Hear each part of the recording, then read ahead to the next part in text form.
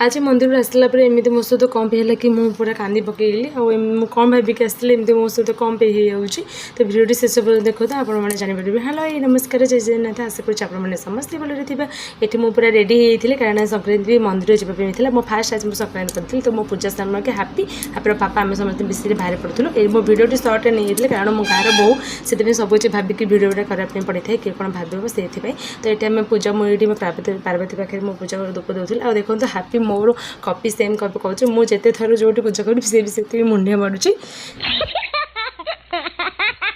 तो आम फास्ट बाहर पूजा कर सारापर आम मंदिर भितर जाइलु तो से सर्ट मुझे नहीं पारिनी कहीं बहुत जोशी भिड़ था। तो ये हापी बहुत मस्ती करूला सी खाली एपट सेपट बुलाप एंजय करने चाहूला। तो सब आम पूजा सरलापर आम ए बाहर पड़ूँ जावाई।